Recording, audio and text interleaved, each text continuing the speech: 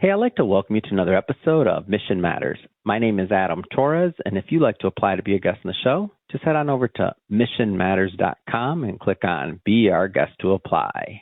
All right, so today I have Rodrigo Medrano on the line, and he's founder and managing partner over at Toledano Capital Partners, and this particular interview is part of our Milken Global Conference coverage series where we bring you to the best of those that attended, the participants, guests, VIPs, speakers, panelists, and more. And first thing first, Rodrigo, welcome to the show. Many thanks, Adam. Good to be here. All right, Rodrigo. So we got a lot to talk about. I definitely want to get into what you're doing over at Toledano Partners and also how you navigated moving from, a large Latin American focused fund to raising your own U.S. focused fund. So we got a lot to talk about here. But before we get into that, Milken Global Conference, one of my favorite events of the year. Tell us about your experience and your connection to the conference.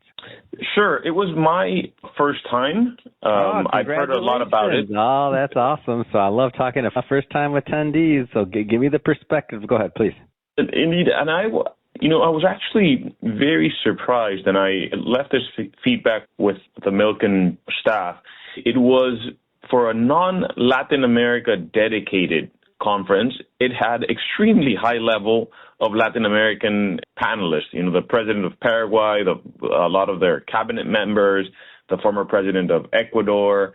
You had central bankers, and LATAM was clearly not the focus, right? So I was really impressed with the caliber of people, and domestically, in terms of domestic policy, it was really incredible, and people have the time to chat with you. I had the opportunity to chat with different kinds of people, and I was just surprised at how friendly and available people were. Yeah, I always find it interesting. So I've been going now for 3, maybe 4 years now. I've been covering somewhere along those lines. Time flies. But when I initially went, I've heard many different descriptions and from guests and individuals that I interviewed. I've heard it be called the Disneyland conference. I've heard it brain candy, and they're going from subject matter to subject matter. Many people venture out of their normal everyday silo of if you're in finance, maybe they were looking into longevity, or if you're in longevity, maybe you're looking at finance or politics or going to explore some other region of the world. But the benefit, in my opinion, one of the benefits is that you're getting the information from the top sources. It doesn't matter. You could throw a dart on a dartboard and on the panels and land on something amazing. What do you think? Absolutely. Well, on the same day, I got to do a guided meditation with Deepak Chopra. Yeah. Who was interviewed by his daughter. That was really incredible. I've read his books. Mm-hmm. And actually having a guided meditation in a room that was small, that was a real privilege. And then also getting to hear Ken Griffith about the American dream and what it really means to keep that alive. I thought it was extremely special. Yeah, great time. And I think, year over year, one of the things that if you choose to go back again, which I highly recommend, one of the things you're going to notice is that when you go year over year, you start to see some of the same people. You start to get to know people. And really, it's a real community. I know it's hard to imagine for some when I talk about this thing, but I'm you don't know until you go for a couple of years, and then you're walking through the halls and you're like, wait a minute, I recognize a lot of people here. How did that happen, right? That's what happens next. That would be incredible because the caliber of the people was impressive. And I also like, and you mentioned this, how broad it was. They incorporate health, mental health, more holistic approach to your career, besides being extremely in-depth in some topics like private credit or, emerging markets. So I think it was very broad in scope, and there are times that I wanted to be in 2 sessions at the same time. Yep. And that just goes to show, I think, the caliber of the attendees. That's awesome. Well, let's switch it up a bit here. I do want to get into Toledano Capital Partners a bit, so maybe start by telling us a little bit more about your firm. Sure. I started my investment career here in the U.S., and then I went to Europe. I was in the Middle East, and I ended up in Latin America. And what I decided to do was, after kind of surveying the investment world all over, I think that especially post-pandemic, the U.S. is the clear winner in terms of where to invest in the private markets. And I decided, with the backing of 3 family offices, to set up Toledano Capital Partners to invest only in the U.S. and with a very broad mandate. And I fought really hard to keep that mandate broad, to be able to do senior credit first dollar all the way to growth equity, but with, I would say, 2 principles in mind. First, don't lose money. And I know that sounds like a tautology, but it's my view on risk return. I don't do VC. I don't do anything where principal might be jeopardized, and we invest with a fixed income mentality. So how do I recover my principal first, and then let's talk about upside. And then second, boring is better. Going to places where the market is not as crowded. You have other sexier areas where there's a lot of money chasing it, and I just can't compete. So going, niche within a niche in industries that need capital and are out of favor, that's where Toledano is best. Mm-hmm. Now, in the past, correct me, you mentioned that you moved from mostly large Latin American focused funds, and now you're more U.S. focused fund.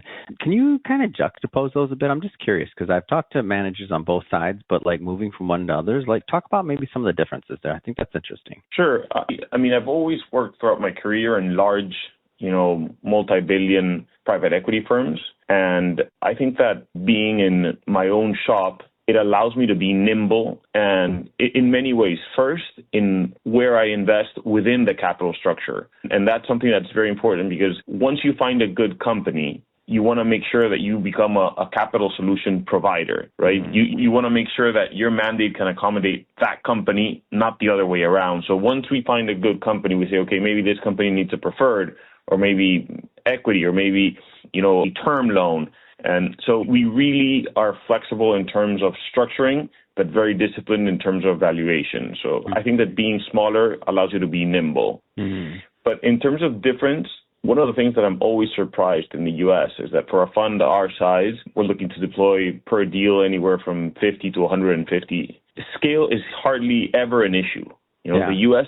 is so big that scale is not a real problem. We've invested in niche businesses and the market is $1 billion. So it allows you to scale up pretty well, irrespective of what business it is. And that is certainly not the case elsewhere. Mm-hmm. What are you looking for in terms of like deals and just your deal flow? Like, how does that look like for you? Sure. But let me just also give you a little bit, because you mentioned something that's very, very interesting on the differences between, abroad and in the U.S. Mm-hmm. Just so you size the U.S. market, Mississippi is one of the poorest states in the U.S. Mm-hmm. It has 1.3 times, thereabouts, the GDP per capita than Spain. Mm-hmm. And it's almost on par with the U.K. So it's poor for the U.S. And I think that bringing that Latin American mentality of finding places and niches and not being scared to go where others don't want to go, the U.S. is full of opportunities. It is a land that's rich with opportunities, and you just have to be willing to do the work. And I think that is extremely exciting. Yeah, I have to agree with that. And so get further into what doing the work looks like. I want to hear what do you look for in deals, and tell us a little bit more about the thesis. Sure. We like to do transactions that give us some comfort, some downside protection, either via the business itself or with or structuring around it. So we've done in senior credit where we lend to cash flow, but with a hefty margin, so we don't take outsized risk, but we try to, through structuring, beef up returns. And we're not ESG restricted. We can go into any industry. So we've done deals that are related in hunting, deals that are in the automotive sector. For example, we did a deal it's a company that does electric jacks for trucks. It's a very boring industry, very boring niche, but it's a niche that sells. There's $1.2 billion in jacks for trucks sold in the U.S. every year. Who would have thought? So how do you find a deal like that? How do you find a deal like that? Like, that's a good example. How do you come across in those niche deals? I'm so curious.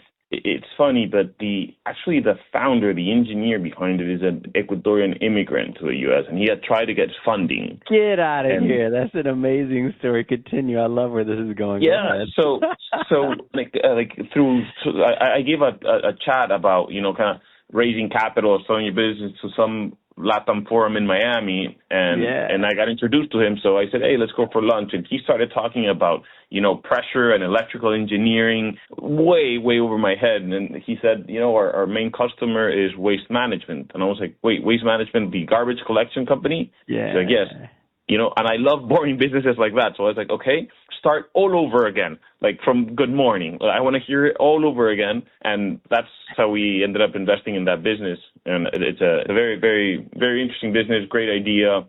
We have now a rep in Europe, so we're starting to expand. So that's the kind of stuff that I like. And we've structured it in a way where we have the patent as a collateral. So we have some downside protection there. And that's how I think of the world, as a fixed income investor, principal protection first. Mm. And you mentioned earlier that you were backed by family offices. Is there still room for participation in this fund? Are there other families? Is it only institutional accredited investors? Like, how can someone participate? Yes, most of the times when we do larger deals, we're looking at a deal right now that's going to be about $150 million in equity. We will put about a third of the equity and then create an SPV to do a deal-specific transactions. So we're constantly working now with other capital providers, both from LATAM and also from the U.S. I've increasingly tried to bring on U.S., mostly family offices, so I can broaden my LP base and also learn because clearly the American family offices are more advanced than some in Latin America. That's for sure.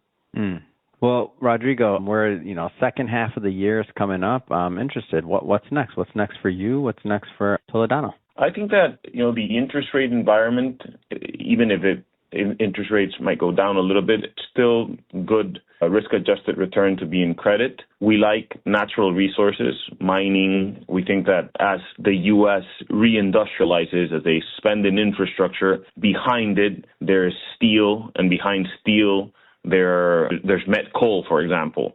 So I think that thesis on going back to the basics to overlooked industries that are correlated with broader macro themes like infrastructure investment, data center investments, all of that. I think there's room if you're creative, if you're willing to go to places that are not necessarily sexy, that those things they present good risk return arbitrage. So we'll keep investing, we'll keep on doing what we're doing, being disciplined in valuation and flexible in structure. Amazing. Last thing, Rodrigo, if somebody's listening or watching this and if they want to follow up, they want to connect, they want to learn more, follow the journey, how do they do that?